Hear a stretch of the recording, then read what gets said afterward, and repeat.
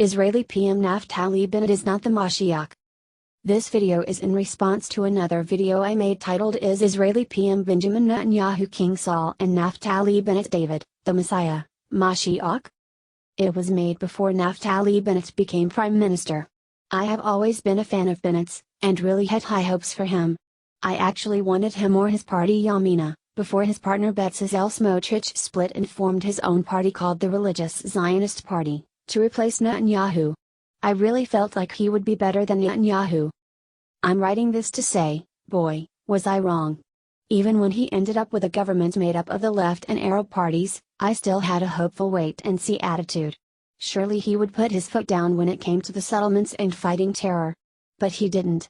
He caved to Mansour Abbas of the Ram Arab Party, who is affiliated with an Islamist organization connected to the Muslim Brotherhood and anti-Zionist.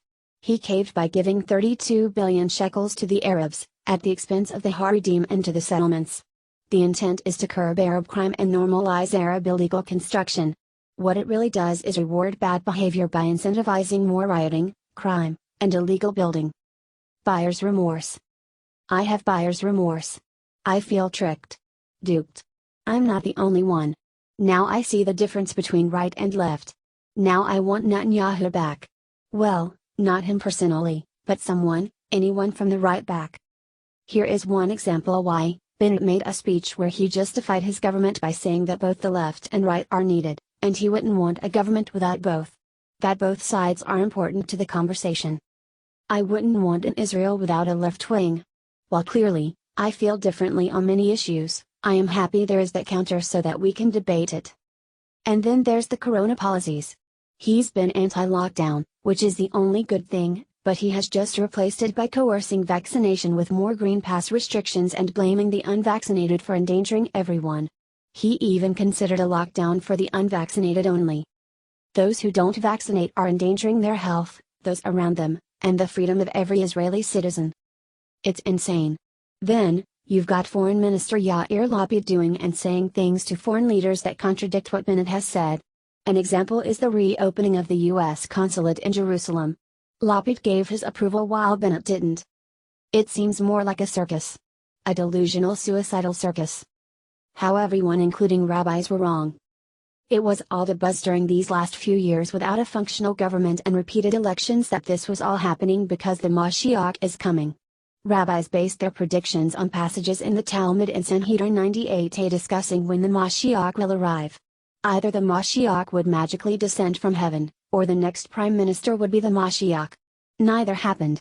I admit, this was part of the reason I still held out hope with Bennett. Everyone was wrong. We now have a government. No Mashiach.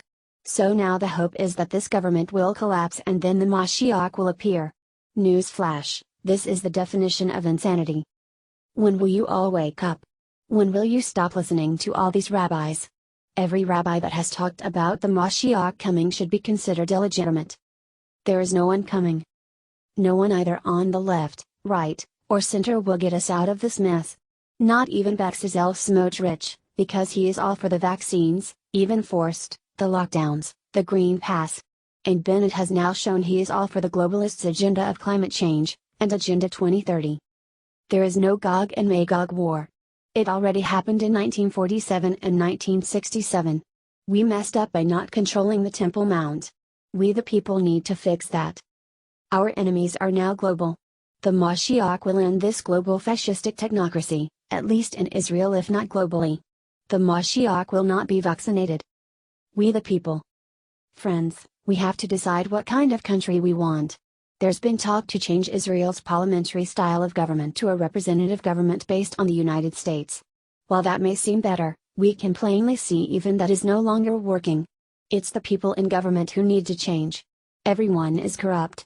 We need not only a new government, but a government run by righteous people.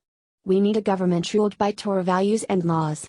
The Torah incorporates values both from the left and right. Who will lead us? The rabbis? The rabbis are all corrupt. They have all bowed down to the corrupt government.